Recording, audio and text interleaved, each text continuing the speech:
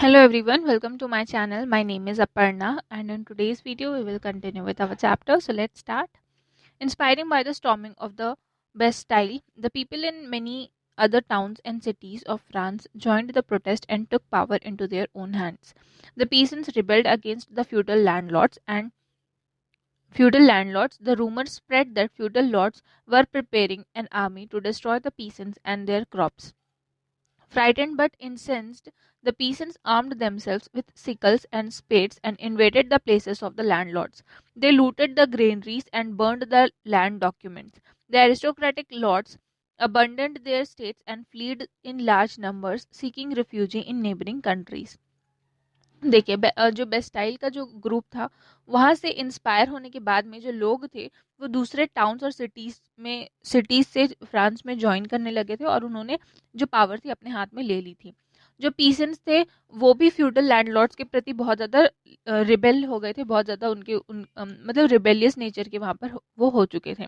Rumour वहाँ पर ऐसा स्प्रेड हुआ कि जो फ्यूडल लॉर्ड्स थे वो अपनी आर्मी प्रिपेयर कर रहे हैं ताकि वो पीसेंट्स को और पीसेंट्स के क्रॉप को डिस्ट्रॉय कर सके, जिस वजह से यहाँ पर पीसेंट्स जो थे वो काफ़ी ज़्यादा फ्राइटेड डर गए थे और जो पीसेंट्स थे उन्होंने अपने आप को आर्म्ड कर दिया सीकल्स और स्पेड्स से। और उसके बाद में फिर जो भी लैंडलॉर्ड्स की जो पैलेस हैं जहाँ पर वो रहते हैं वहाँ पर उन्होंने इन्वेड कर दिया। फिर वहाँ जो भी ग्रेनरीज थी जहाँ पर आपका अनाज रखा था, जो आपके ग्रेन से रखाते हैं, उन सभी को लूट लिया और जो भी लैंड डॉक्यूमेंट्स थे उसको बर्न कर दिया। इससे कई सारे जो एरिस्टोक्रेटिक लॉर्ड्स थे वो उन्होंने अपने स्टेट्स को, मतलब जो उनकी प्रॉपर्टीज थी और जो अपना घर था उसको वहाँ पर छोड़कर वो यहाँ पर से दूसरे जगह दूसरे स्टेट चले गए, दूसरे कंट्री में चले गए और वहाँ पर उन्होंने रिफ्यूजी के तौर पे रहना, नेबरिंग कंट्रीज में वहाँ पर जाके रिफ्यूजी बन गए। The peasant revolt continued from August 4 to 11, 1789. Inspired by its intensity, the Constituent Assembly passed an order to end the feudal system, along with its taxes, duties, and restrictions. Many feudal rights and the tithes collected by the church were abolished without compensation. A few months later, the state confiscated the lands of the church and auctioned them, but there are some talk of paying compensation of the feudal landowners for the land their tenants were farming. This angered the peasants who intensified their revolt. देखिए, जो pheasant का जो ये revolt था वो आपका करीब अगस्त 4 से 11 1789 तक चला और इसकी इंटेंसिटी देके जो कॉन्स्टिट्यूएंट असेंबली है उन्होंने फ्यूडल सिस्टम को ख़त्म करने का ऑर्डर पास किया और फिर उसमें जो भी टैक्सेस थे, ड्यूटीज थी, रेस्ट्रिक्शन थे, वो सबको भी ख़त्म कर दिया गया। बहुत सारे जो फ्यूडल राइट्स थे वो मतलब जो चर्च यहाँ पर जो टीथ्स कलेक्ट करते थे उसको भी अबॉलिश कर दिया गया विदाउट कोई भी कंपनसेशन उनको नहीं देना पड़ा। करीब कुछ महीने बाद में जो स्टेट था उन्होंने जो स्टेट था वो यहाँ पर जो लैंड था चर्च का उसको ऑक्शन कर दिया गया, बेच दिया गया। उसके बाद में जो फ्यूडल लैंड ओनर्स थे जिनके लैंड पर फार्मर्स जो थे वो वर्क कर रहे थे टेंडेंट्स के तौर पे, उनको बोला गया कि वो थोड़ा सा कंपनसेशन जो है वो फ्यूडल लैंड ओनर्स को दे दें, जिसकी वजह से जो पीसेंट्स थे वो काफ़ी ज़्यादा गुस्से पे आ गए और फिर अपना जो रिवॉल्ट है उसको और ज़्यादा बढ़ा दिया। At the same time, work on preparing the new constitution was underway. The Declaration of the Rights of a Man and of the Citizen was the first step. The Constituent Assembly approved this declaration on August 26, 1789. Let's take a look at some of the main points in the 17th articles of this declaration. ठीक है, उसी वक्त पे जो constitution था वो बन रहा था, तो सबसे पहले जो कॉन्स्टिट्यूशन में उन्होंने बनाया, जो फर्स्ट स्टेप था कॉन्स्टिट्यूशन का, वो था आपका declaration of the rights of man and the citizen. सबसे पहले उन्होंने यही चीज़ें बनाई। जो कॉन्स्टिट्यूएंट असेंबली थी उन्होंने इस डिक्लेरेशन को अप्रूव कर दिया और वो अगस्त 26 1789 को ये अप्रूव हो चुका था। जो डिक्लेरेशन ऑफ द राइट्स और man declaration of rights of man and the citizen end of the citizen है, वो इसके क्या क्या पॉइंट्स थे वो यहाँ पर आपको बताया है।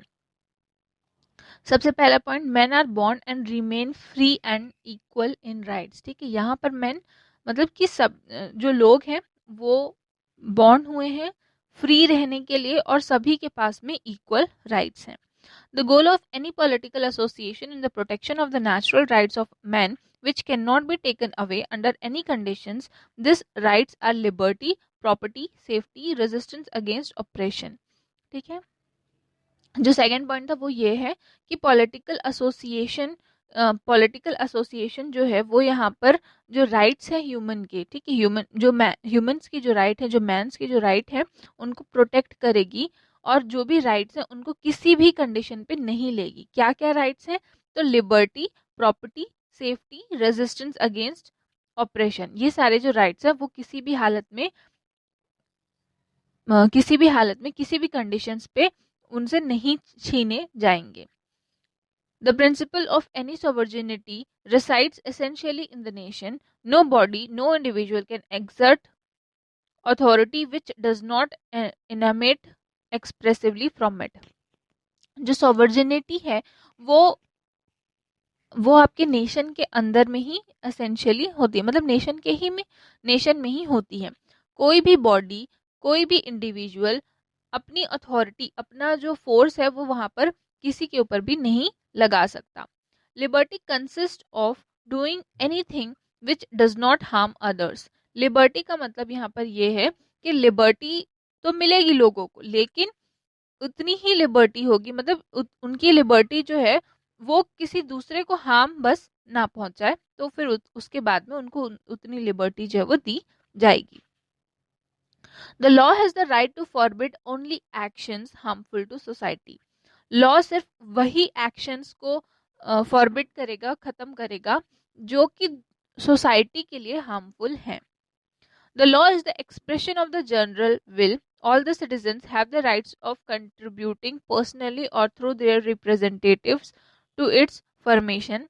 It must be the same for all, either that it protects or that it punishes. जो लॉ है वो एक जनरल विल का एक्सप्रेशन है. सभी सिटीजन्स उसमें पार्टिसिपेट करेंगे, चाहे वो खुद पर्सनली पार्टिसिपेट करें या फिर कि अपने किसी रिप्रेजेंटेटिव को सेंड करके पार्टिसिपेट करें. सभी के लिए क्या है, ये सेम है, चाहे वो अगर उसके मतलब अगर प्रोटेक्शन के लिए हो या फिर उनको पनिशमेंट मिले. ठीक है, तो कोई भी किसी भी केस पे आपका क्या रहेगा, लॉ के साथ में कंट्रीब्यूशन रहेगा. No man can be accused, arrested, nor detained but in the case determined by the law and according to the forms which it has prescribed. कोई भी पर्सन को एक्यूज, अरेस्ट और डिटेन नहीं किया जाएगा जब तक उसके पास में क्या सबूत नहीं हो. ठीक है. The free communication of thoughts end of opinions in one of the most precious rights of man. Any citizen thus may speak, write, print freely, but can be punished for abusing this liberty as determined by the law. जो free communication मतलब कि हम जो expression देते हैं अपने thoughts का, अपने ओपिनियंस का, उसके लिए लोग जो है वो पूरी तरीके से फ्री हैं, ये उनका राइट है. कोई भी सिटीजन जो है वो कहीं पर भी बोल सकता है, लिख सकता है और प्रिंट कर सकता है, अनलेस, ठीक है, अनलेस क्या है कि वो लिबर्टी मतलब जो उनके लॉस हैं उनको अब्यूज ना कर रहा हो. बाकी उसके बाद में फिर वो जो चाहे वो बोल सकता है, अपने ओपिनियन को वो शेयर कर सकता है. A common contribution is essential for the maintenance of the public forces and for the cost of administration. This should be equitably distributed among all the citizens in proportion to their means. ठीक है. एक common contribution जो है लोगों का वो essential होगा और साथ में जो कॉस्ट रहेगा एडमिनिस्ट्रेशन का वो भी यहाँ पर लोगों को पे देना पड़ेगा. ये सभी के लिए इक्वल होगा, कोई भी सिटीजन्स के लिए पार्शियलिटी यहाँ पर नहीं होगी, सभी सिटीजन्स पे क्या रहेगा, डिस्ट्रीब्यूटेड रहेगा और सभी सिटीजन्स के ऊपर डिस्ट्रीब्यूटर रहेगा और उनके जो मीन्स है, मतलब उनके जो अर्निंग करने की मीन्स है उसके हिसाब से यहाँ पर अब जो पैसे हैं वो देने पड़ सकते हैं, जो कॉस्ट है वो देना पड़ेगा. Since property is an inviolable and sacred right, no one shall be deprived thereof except where public necessity legally determined shall clearly demand it, and only on condition that the owner shall have been previously and equitably compensated. क्योंकि property जो है वो क्या हो गया आपका इनवॉयेबल, मतलब कि उसको अवॉइड नहीं किया मतलब कि ये क्या है आपका किसी भी हालत में ख़त्म होने वाला नहीं है।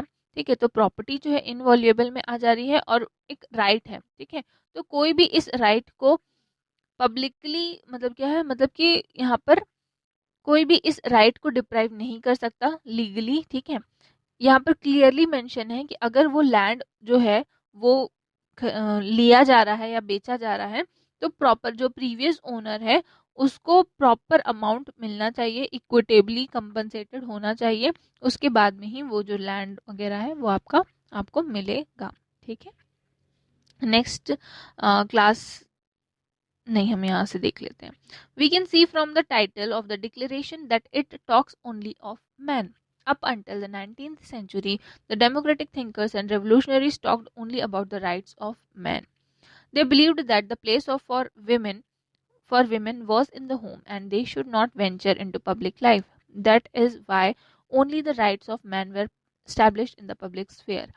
It is also the reason why the French Revolution did not enfranchise, give the vote women and excluded them from the rights of men and citizens.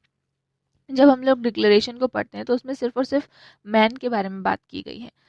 19th century तक लोगों को लगता था, जो भी डेमोक्रेटिक थिंकर्स थे और रेवोल्यूशनरीज थे उनको लगता था कि सिर्फ मैन को ही राइट्स की ज़रूरत है और उनका मानना था कि जो विमेंस हैं उनकी जगह जो है वो घर पर है और उनकी जो लाइफ है वो पब्लिक लाइफ नहीं हो सकती। ठीक है, उनको पब्लिकली वहाँ पर वेंचर करने की ज़रूरत नहीं है।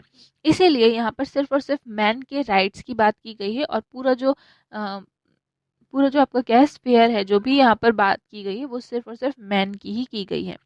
यही रीज़न है कि जो फ्रेंच रेवोल्यूशन था वो एनफ्रेंचाइज हो गया था, मतलब कि यहाँ पर विमेंस जो थी वो वोट नहीं दे सकती थी और उन जो राइट्स थे वो उनको जो भी राइट्स यहाँ पर डिसाइड हुए थे मैन और सिटीजन्स के जो राइट्स है उनसे उनको एक्सक्लूड कर दिया गया था, बाहर निकाल दिया गया था। Opposition of this viewpoint surfaced in 1791 when many women began to protest against their exclusion. They came out with their own declaration of the rights of women and the female citizen. But the Constituent Assembly rejected it. The sustained protest of women since then led to women winning citizens' rights, such as right to vote in the beginning of the 20th century. अब opposition मतलब कि धीरे धीरे क्या होने लगा कि सारे जो विमेंस थे वो प्रोटेस्ट करने लगे। ठीक है, 1791 से ये प्रोटेस्ट जो था वो धीरे धीरे स्टार्ट हो रहा था। सभी जो विमेंस थी वो अपने एक्सक्लूजन के अगेंस्ट पे, ठीक है, उनको क्योंकि निकाल दिया गया था उसके अगेंस्ट पे वो यहाँ पर प्रोटेस्ट कर रही थी और फिर वो उन्होंने फिर अपने ही declaration of rights of a women and the female citizen के लिए यहाँ पर अपना एक बिल पेश किया था कॉन्स्टिट्यूएंट असेंबली में, लेकिन उसे रिजेक्ट कर दिया गया था। जो बाकी के लेकिन कॉन्स्टिट्यूएंट असेंबली के रिजेक्ट करने के बाद में भी जो प्रोटेस्ट था वो कंटिन्यूसली चल रहा था और फाइनली 20th सेंचुरी के बिगिनिंग में विमेंस जो थी वो जीतने लग गई थी और फाइनली उनको राइट टू वोट की तरह कुछ राइट्स जो थे वो उनको मिलने लगे थे। नेक्स्ट क्लास पे हम पढ़ेंगे the new constitution of 1791। Thank you.